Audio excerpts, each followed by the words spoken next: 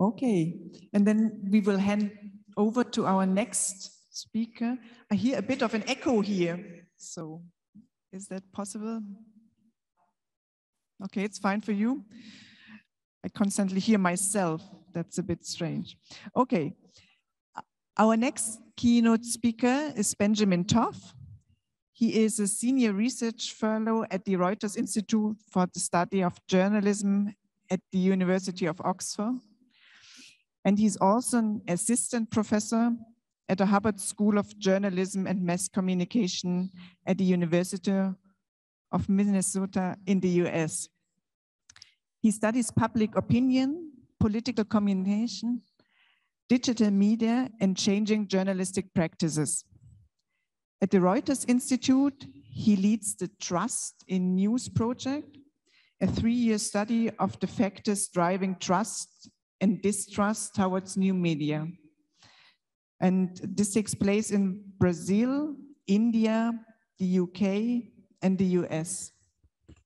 And he's currently working on 2 book manuscripts, and one focuses on news avoidance among audiences in the UK, Spain, and the US, and the other focus on the role played by public opinion surveys in news coverage of American politics. And prior to his academic career, Benjamin worked also as a professional journalist, mostly as a researcher at the New York Times. So we are going to hear finally how to measure trust, right? Okay. Thank you. I will do my best to illuminate that question. So thank you so much for inviting me to join you today and to share some of the work that I've been doing with my colleagues at the Reuters Institute on this subject of trust in news. And I'm looking forward to hearing and learning from all of you about the work that you do in the context around the world beyond the 4 countries that we're focused on. I'm going to begin with sort of taking a step back and thinking about when I talk about the subject of trust in news, particularly with academic audiences, especially in the US, many are thinking about particular brands, often a brand like the New York Times, known for its rigor and professionalism and its news gathering operation. This is from an advertisement campaign from a couple of years ago. Many audiences in the US, however, have very different ideas in mind when they think about trustworthy journalism. This is the slogan that Fox News advertised for a couple of decades, fair and balanced, and many people do see Fox News as the most trustworthy source available to them in the US. But increasingly, when people are accessing news, they are encountering a lot of different kinds of news organizations, different brands. They may have very little basis for understanding how to differentiate between them. And that digital media environment where people are sort of inundated by choices is increasingly important to understanding the way audiences are navigating information. I'm going to focus a lot of my talk today on the importance of brands and brand identity and the degree to which that plays a significant role in the way that audiences interpret and evaluate sources of information.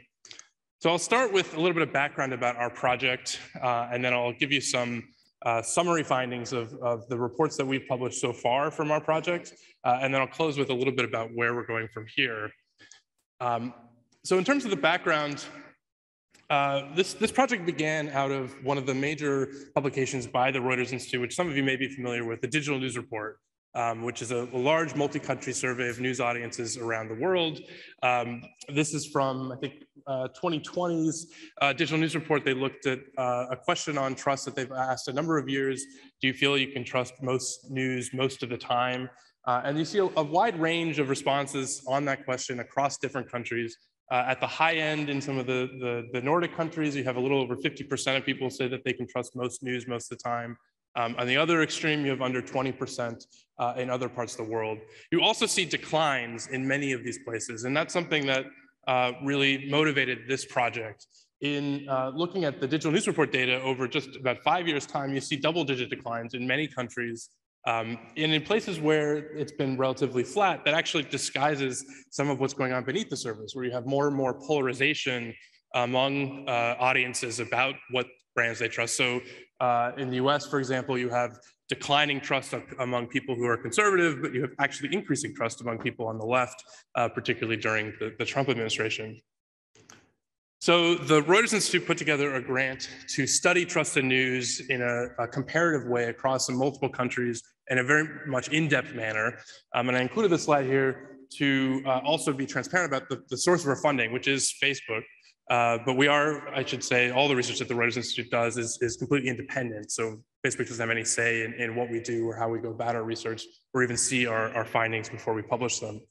But the project itself has several key components to it. So one piece of it is trying to get a better handle on defining trusted news, the subject that I'll spend some time talking about today, as well as investigating what's behind, what's driving some of these declines.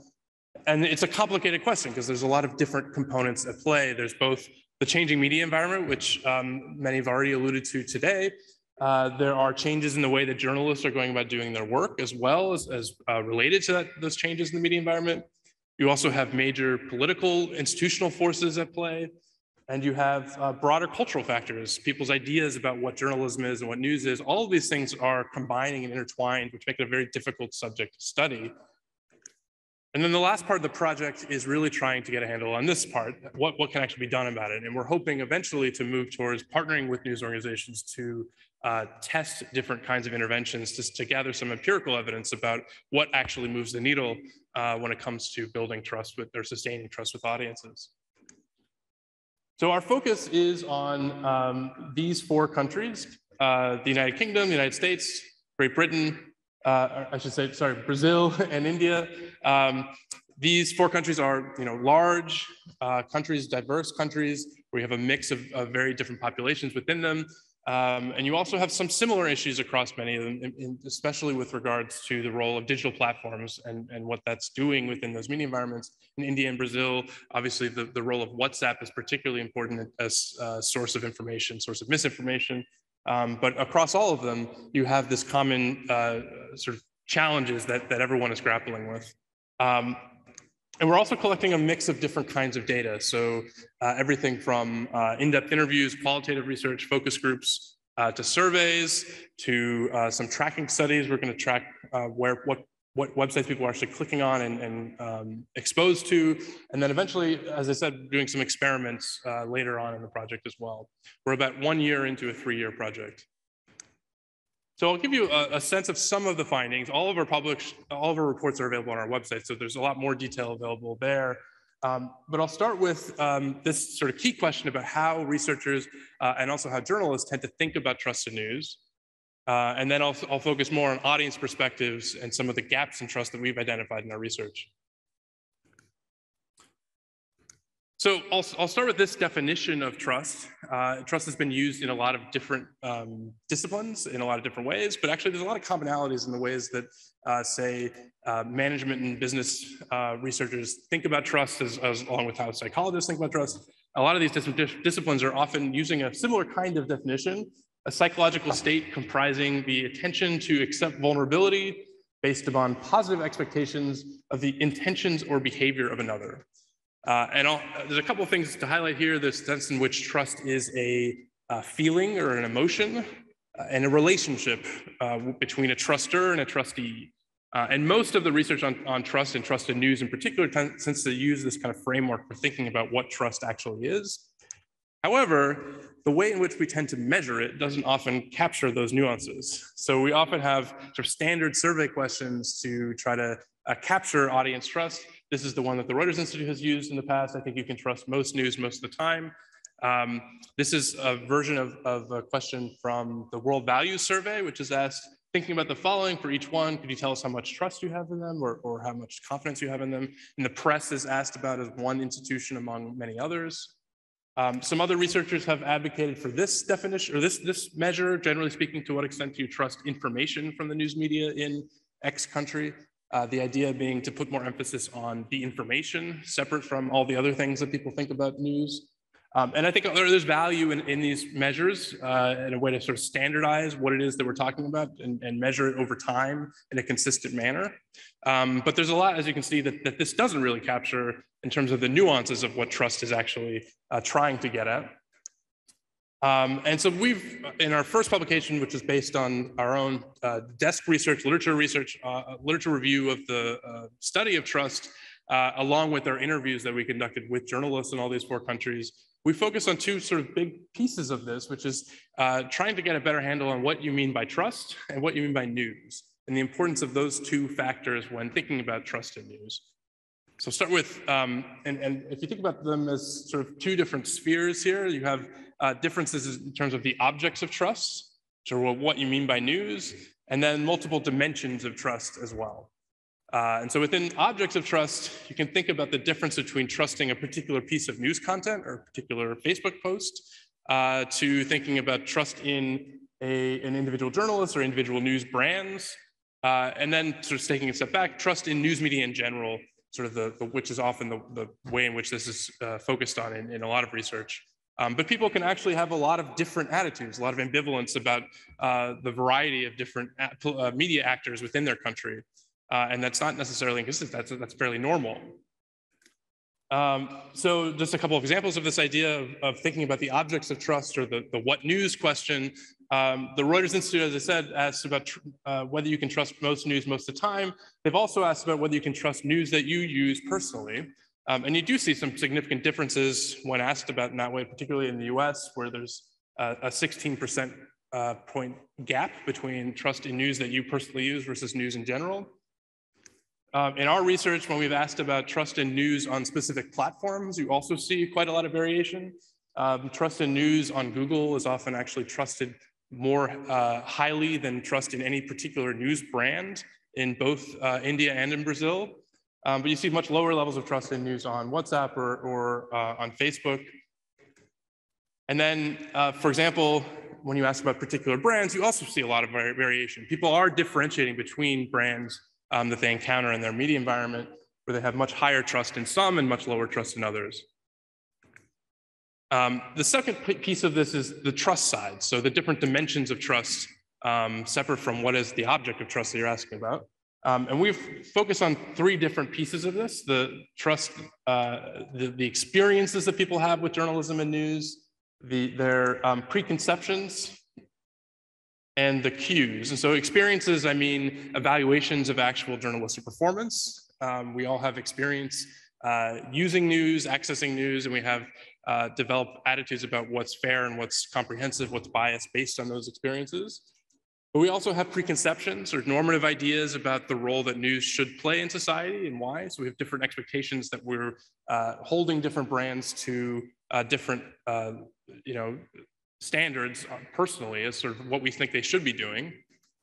And then this last part, which is something that the journalists we interviewed focused a lot on, which is the messages and claims about news from politicians, from others who are circulating sort of discourse about news in their countries, which many believe played a significant role. And I think research backs this up, that this is a major factor in shaping how people think about news and whether it's trustworthy. One example, obviously, in the US, Donald Trump made a consistent part of his political career in recent years has been attacking the press and sort of trying to make this case to the public. And many of his supporters, you see the declining rates in trust among people who trust him in particular. So to sum up this first piece of it, the first question about how researchers and journalists think about trusted news, I think there's an importance of getting beyond just thinking about the credibility of the information, but to think more broadly about these other dimensions of trust. Really specifying what you mean by trust, but also what you mean by news. And also, I didn't talk as much in this part of it about whose trust, but that's the other component of this, that we're often with surveys measuring averages across populations, but there's some really important key differences within those populations, some of which is evident when we looked at the audit's perspectives in particular, which is the next part of the findings I'll review. So in the spring, we published a report focused on some qualitative data we gathered. So we interviewed and did focus groups with about 130 people in all 4 countries. And we tried to summarize some of what we found from those conversations. And one of the things that really struck us was the kinds of differences we heard from audiences when they talked about what it meant to trust a news brand or a news organization from the kinds of things that journalists tend to focus on. So on the left, there's definitely some overlap between the two, but journalists tended to focus much more heavily on things about how the news is constructed, transparency about their editorial processes, about their decision-making, about sort of how they engage with audiences and sort of unveiling behind the curtain about how news is made.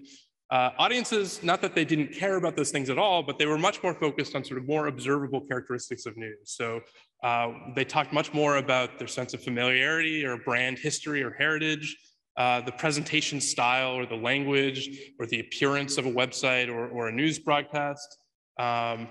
They talked a lot more about what seemed relevant to their lives. When we asked about trust, they often slipped into things that they liked or disliked about news, which was really different than the way journalists tend to think about it, which they often would slip into talking about what would get somebody to subscribe or pay for our news content, which both of those things are connected to trust, but are actually somewhat different questions, at least the way that researchers tend to think about it.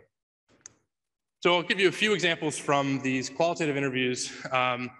A lot of people had a hard time articulating what it meant to actually trust a news brand. It came down to a kind of instinctual feeling. So this is an example from somebody from the UK.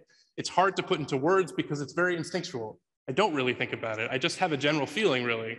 I suppose I just trust if it comes from a major publication that I recognize.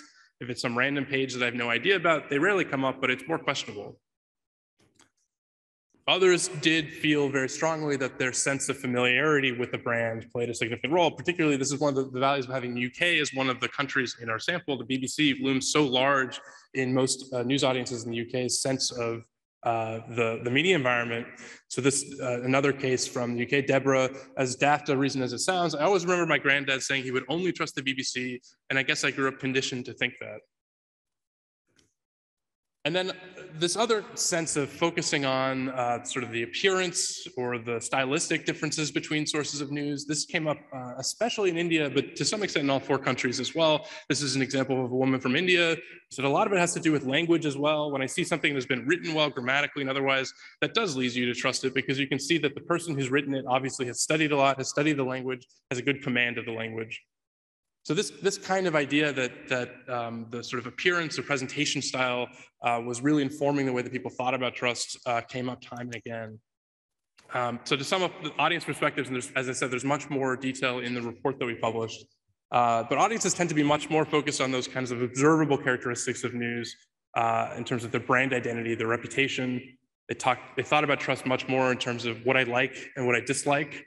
And they were somewhat less focused on these editorial practices, what goes into the sort of quality of the journalism when differentiating between outlets. And that's partly because audiences don't usually often have a lot of information about how to differentiate news organizations on the basis of the quality of their journalism and news gathering, something journalists focus a lot on, but it's not always evident in the headlines and in the sort of basic information that people are getting when they're encountering information, particularly online. So lastly, the third area that I'll focus on in our findings is on gaps in trust, and I'll give some sense of how to think about what to do about it, if not necessarily clear solutions. This is from our third report, which we published in September, which is based on some original survey data we collected in all 4 countries. And we focus on this, what we refer to as gaps in trust between different audiences. And the way that we try to define trust is try to get beyond just a basic sort of low or high trust, but thinking about people as having a multiple set of attitudes about different news brands in their country. So we asked a question, to what extent do you trust information from the following sources? We asked 15 different news brands in each country. I showed you earlier the slide from Brazil. And then we categorize people as sort of generally trusting, if they trusted all or most of those 15 brands, or generally untrusting, if they trusted none of those brands or very few of them, below average number. And then everyone in between, we categorize as selectively trusting. And if you think about sort of normatively speaking, we actually think probably most people should be in that middle category. You don't really want people to be generally trusting of every single brand that they encounter. You want people to be making those differentiations, and hopefully on the basis of something substantive, not just sort of what the brand looks like. But at the very least, you want to hope that people are making those decisions, making those differentiations. And so we focus a lot on people in this bottom category of generally untrusting in this report. And we find some variation by country for sure, but actually quite a lot of similarities between all 4 of these places in terms of who makes up this category of generally untrusting. They tended to be older. They tended to be somewhat more male, although the difference in gender was not huge. They did tend to be less likely to be college educated, and they did tend to be overrepresented in smaller towns and rural areas. And that set of characteristics does align to some extent with politics. So for instance, in the US, this set of characteristics is very much, supporters of the Republican Party and Donald Trump also overlap a lot with this group. But in general, this untrusting group was less interested in politics altogether. And they were less interested in news.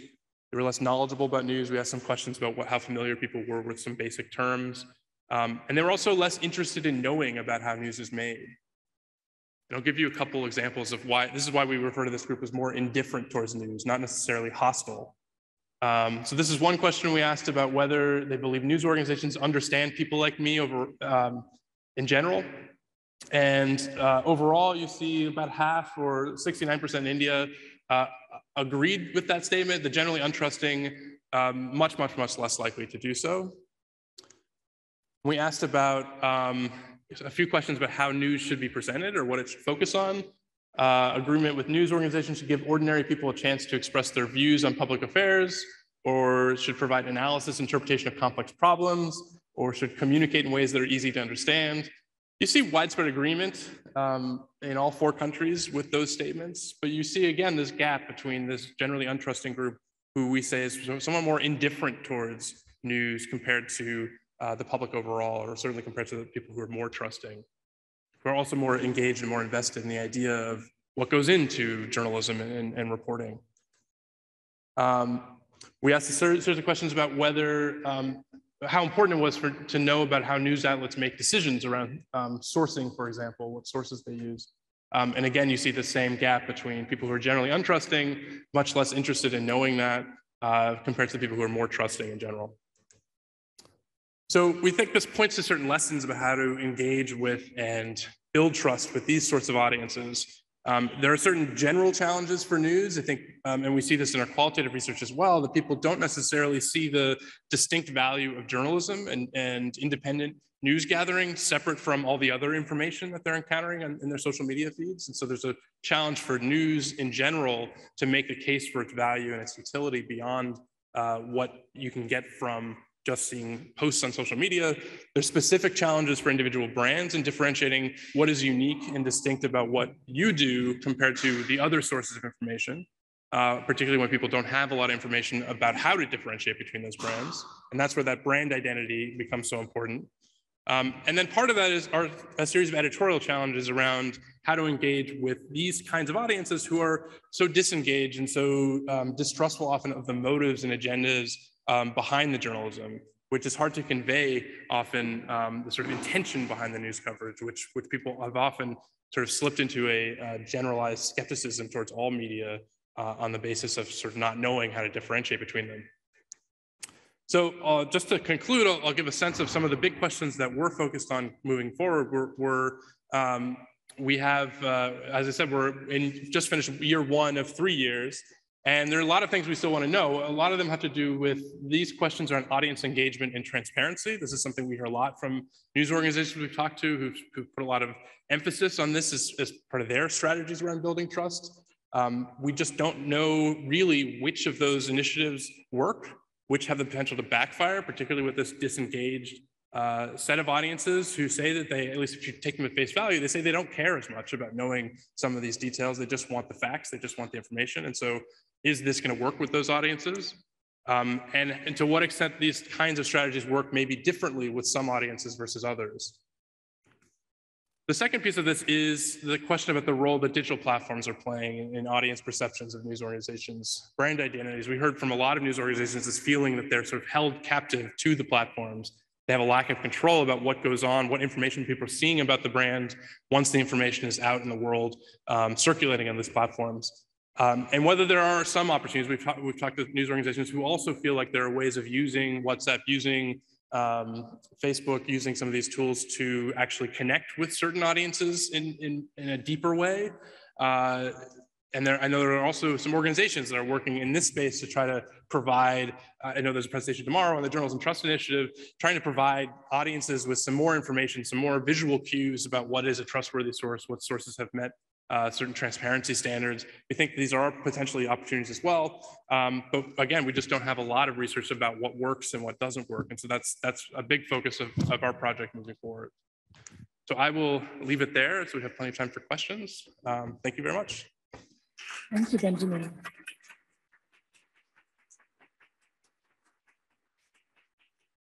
So I think I'm gonna take 50 minutes from your coffee break in order to allow for some questions and some answers from Benjamin.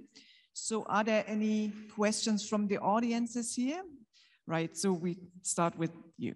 Question here? No, right here. Hi, thank you. My name is Timo. I work for DW Academy. Thank you for sharing your research. I was particularly interested in the slide you showed about where you said that like rural, lesser educated men tend to trust news less than other groups. Mm-hmm. But of course, that puts all kinds of news together. And I'm just curious, like for this group, for example, do they trust local news more? Do they trust community news more? Or is it, I mean, were you able to break that down? Because I'm just curious with what kind of news structures can you actually reach those people? Thank you.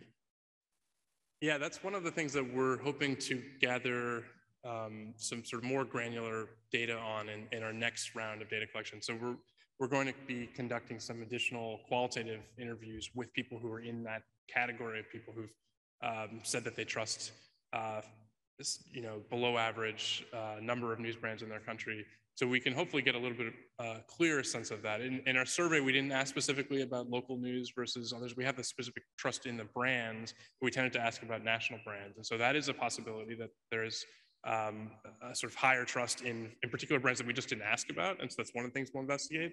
But these tend to be people who are less engaged and interested in news as well. So my suspicion is that they are typically using fewer brands and just less news overall, and rather than it being a question of like, there are specific sources that they do gravitate towards. I think there's a lot of people who just feel like the news is just not relevant to their daily lives anymore. Or maybe they never did, but there was sort of a habit and practice and ritual of using news that as people have changed the way that they're accessing news, some of those habits and routines have changed as well, that the kind of social aspect of using news is no longer quite as evident to people. And I think that may be playing a role here. Thank you. Another question? Please, can you always identify yourself shortly? Yes, let me identify myself. I'm Ines Dreves from the Eric Frost Institute. Thank you very much for your presentation, and also Nicole for yours. It has been very thought-provoking. And I also became very interested in these, the group of the generally untrusting. And I mean, my question was actually along the same lines. And were you able to find out anything else about their media repertoire, because you only checked for their trust in actual brands or like legacy media, as we called them in our discussions before? So can we assume that they tend to resort rather to information or news they get from online media? So could we maybe try to establish this link that Nicole pointed out hasn't been researched enough yet? Is that something you are planning to do when you try to, study that more in qualitative terms? Yeah, it's something we're definitely focused on in this next stage of the research. I think we did ask a question about how often people were accessing news in different forms. So whether on social media or on television or through newspapers, et cetera. And we didn't find a lot of differences actually on that. It tends to be people in this group are accessing less news overall. We did find actually people who are accessing news on social media tended to have somewhat higher levels of trust compared to the public overall. Where you see the gap in trust and there is a gap you can see in what people say they trust. The degree to which they trust news on social media versus news in general in their country. People are much less trusting of news on social media. But interestingly, most of that gap is explained by people who don't access news on social media. They're the ones who are less trusting of it. The people who do access news on social media actually trust the information there more or less similarly to people who are trusting news in general. And so that I think is part of this, is that there's lower levels of trust. People's sense of sort of what news must look like in these spaces that they don't actually engage in themselves tends to be lower. And so that is part of what may explain what's going on here. But again, it's something we really want to investigate qualitatively, so we can get a little bit more of a better understanding about why people are responding in this way. Okay, I think we have another question over there. Yeah, thank you so much for your very interesting presentation. My name is Susanne Nasser from Internews, and we've recently done 2 media landscape analysis studies in Tunisia and Lebanon. And one of 2 common findings were that the most trusted source of information is actually friends and family, which didn't come up in your study at all. So I was wondering how you take this into consideration. Thank you. Yeah, it's something that definitely comes up in our conversations, one-on-one and in focus groups. People do tend to say that that's also tends to be one of the ways that people say that they get a sense of which sources to trust, which brands, or which, as they're trying to navigate all these different, media organizations that they're encountering. That is often one of the places that people say. We had a question in our survey about the degree to which you tend to rely on friends and family to help navigate news sources, and you do see higher rates of people saying that in Brazil and India than in the US and the UK. Although some of that I think is social desirability, a sense that you should be coming to these decisions on your own. You shouldn't be consulting with friends and family. And so I'm not sure that there's actually huge differences in the way that people behaviorally are going about doing this. But I think that is, when we ask about trust in news on social media, and you see somewhat higher rates of trust for news on, say, Facebook or news on Google compared to many news brands, that's something we don't quite know what people are thinking about when they're answering those questions, and whether part of what they're trusting when they're trusting news on social media is they're trusting the social endorsement of their friends and family posting things on Facebook, rather than just the set of, rather than it being sort of anonymous information. That's actually, it's being filtered through that kind of a lens. And my suspicion is that's part of what's going on, but that's something we're going to look much more closely at in this next round of qualitative interviews. Mm-hmm. Shall we have them together?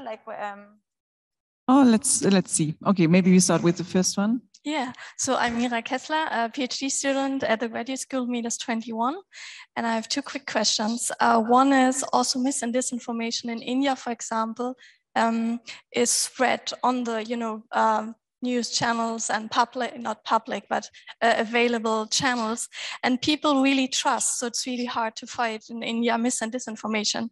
So how do you find about this kind of trust, trust and mis and disinformation? And there was one question coming from the chat, also short for one from George from Tanzania. He's asking, what is the importance of trust to local radio? So what was the last part? To local radio. Oh, local radio. So the first question, this is one of the reasons we tried to operationalize trust in a way that kind of made distinctions between just high and low trust, because when we talk, especially in India, where we talked to a variety of journalists there, many have really emphasized this point, that they don't really want the public. They think the public is too trusting of many of the dominant sources of news, which are aligned with the government, and that what they really want is people to be more selective in the trust that they're applying to the sources that they're encountering. And so we think, there's a real value, and we think in general that we want people to be making those differentiations. We want to be able to figure out tools that we can provide them to be able to do so in a way more effectively.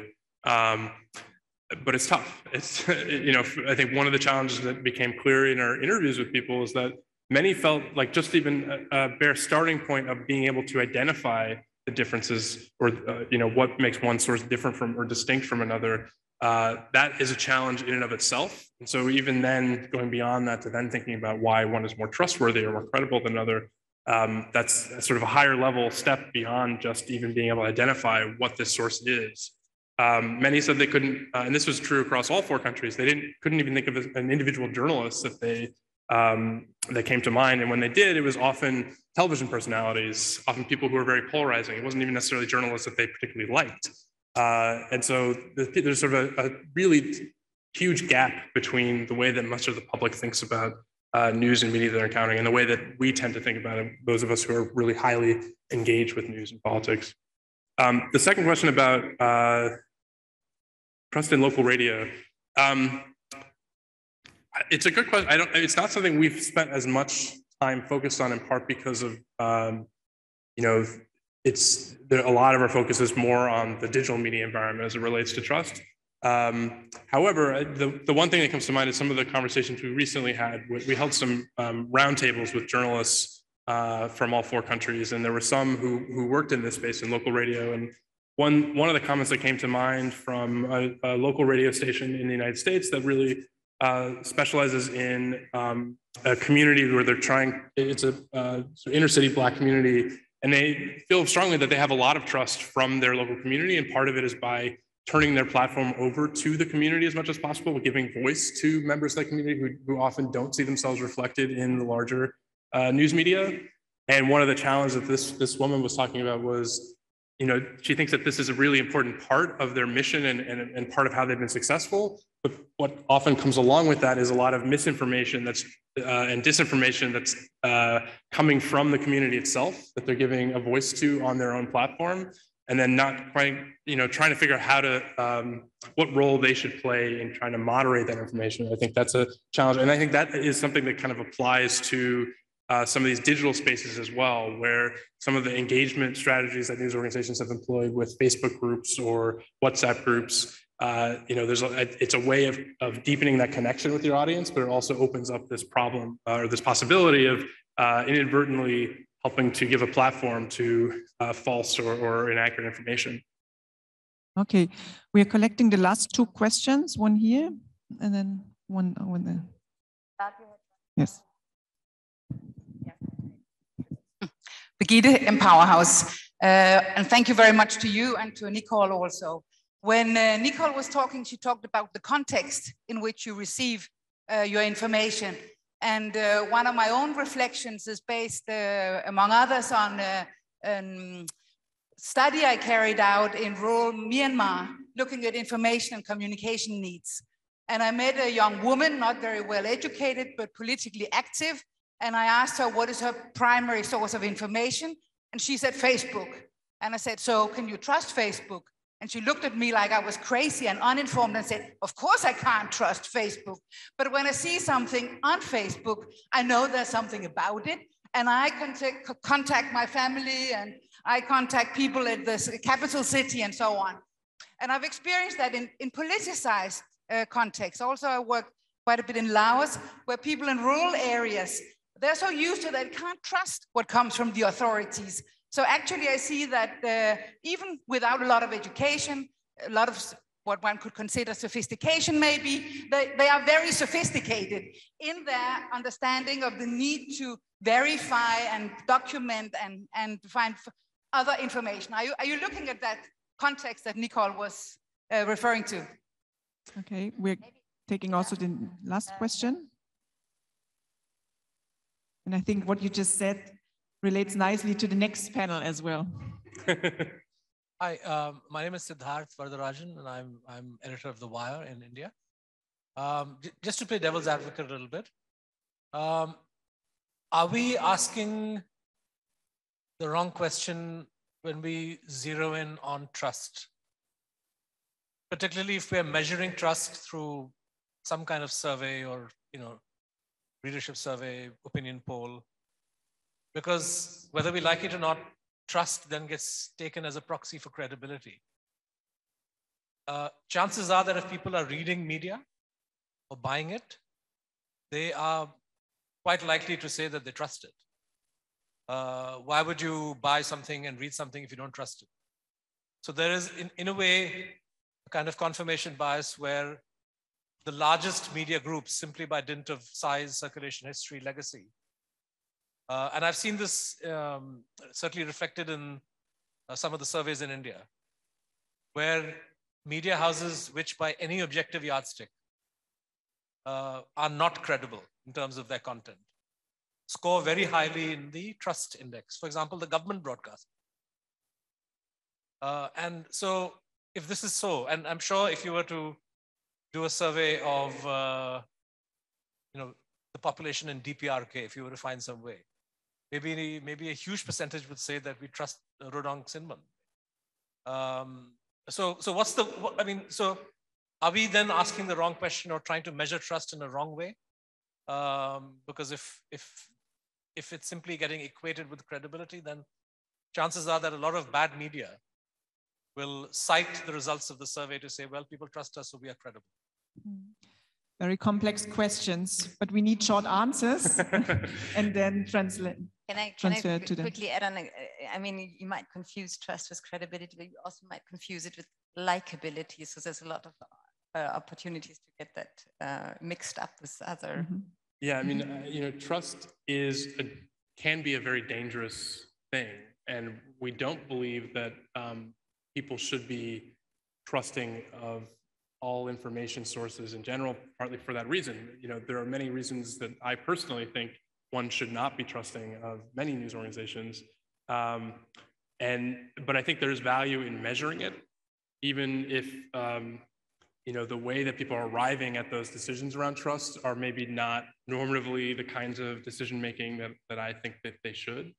I think it's useful to know the degree to which people do see trust in these sources, even if if maybe it's misplaced.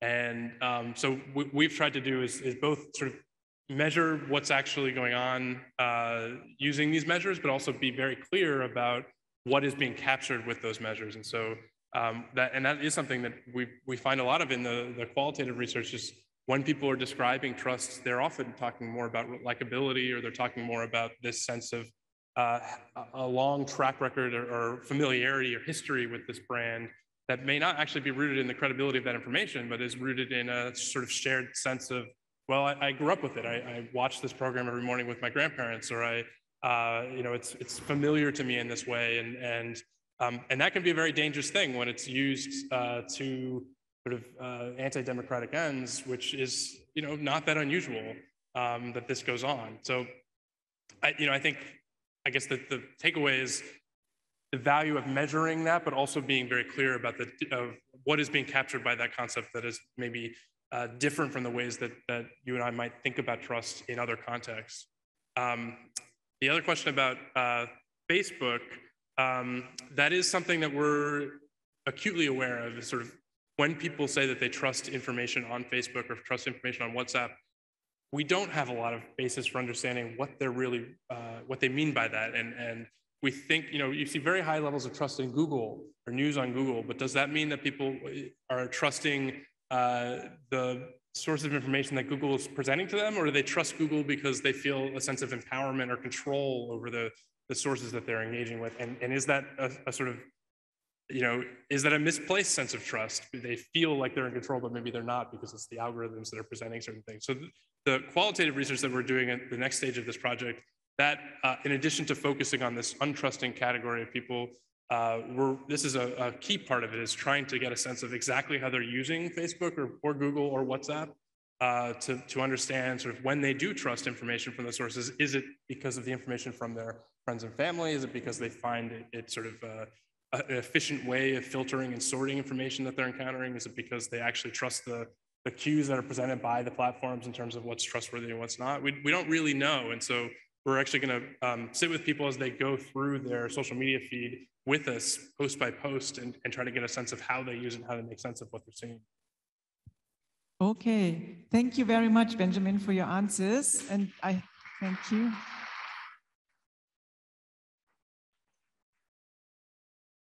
So I think we had very interesting opening keynotes here, and we will reconvene at 11:40, right? After the coffee break. So enjoy the coffee break and the talks, and see you in a couple of minutes.